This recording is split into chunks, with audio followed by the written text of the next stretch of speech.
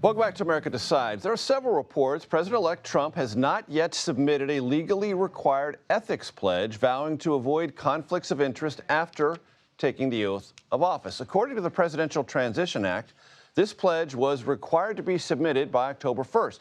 Max Stier joins us now to dig into all this. He is the founding president and CEO of the Partnership for Public Service. It's great to have you with us. How big a deal is this? A very, very big deal. As you noted earlier, the transition is fundamental to the safety of our country. It is the handoff of power, and at the point of handoff is when our enemies abroad and other risks are most prominent.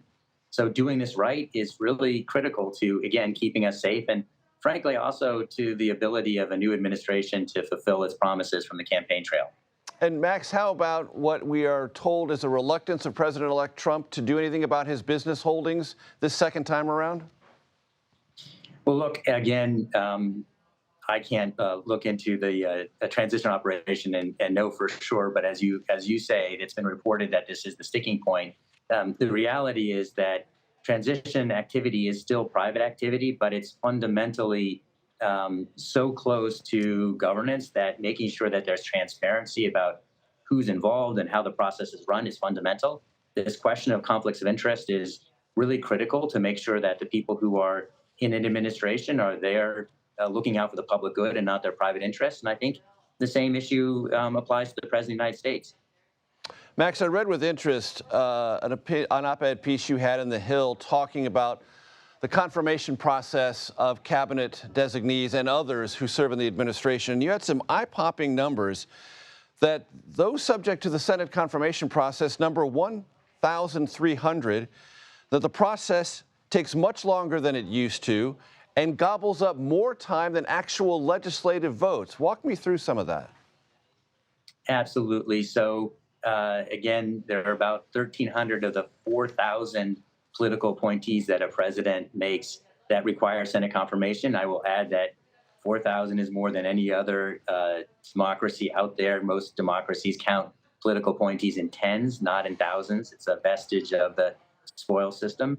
But the 1,300 is a huge number as well, and the Senate hasn't been successful in getting through that number in any real-time measure. And it means that they lose power, and the executive winds up with acting officials rather than people who are full-time confirmed. I have to say that the proposition that President-elect Trump has made that the Senate should simply allow him to put his people through recess appointment is actually not the answer. The Constitution gives the Senate the very important responsibility of making sure that people who are appointed have the competence and character to be good appointees. So the better way is actually to make sure that only the top people require Senate confirmation. You could reduce that 1,300 by a lot and still not take a very bad road of recess appointments. Max, I'm glad you brought that last point up because it's occurred to me that Senate Republicans who are kind of waffling around this question of recess appointments have within their ability to say to President-elect Trump, look, we're trying to make your nominees stronger by having them go through the confirmation process, not weaker, and hold the position on a temporary basis through a recess appointment.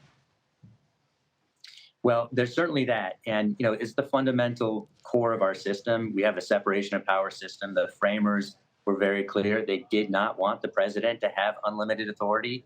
They wanted to make sure the Senate would be a check to ensure that the people who are leading government agencies were, in fact, of good character and great competence. That's the Senate's job. And they'd be stepping away from that if they permitted recess appointments here. Again, there are things that should be done to fix the system. This is not one of them. You mentioned earlier the desire of President-elect Trump to shake things up. There's a big difference between shaking and breaking, and recess appointments would be breaking. Indeed. Max Stier, thank you very much. Appreciate the time.